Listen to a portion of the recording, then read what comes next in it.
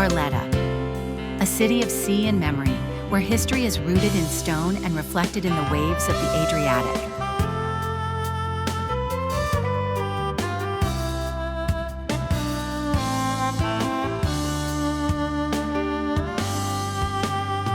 Here, time tells its story through the walls of the Swabian castle, a fortress of Frederick II that still proudly overlooks the coast.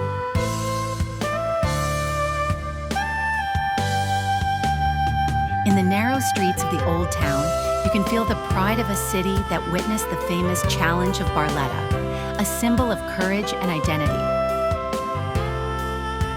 And then there's the Cathedral of Santa Maria Maggiore, majestic and radiant, blending styles and centuries beneath one sky.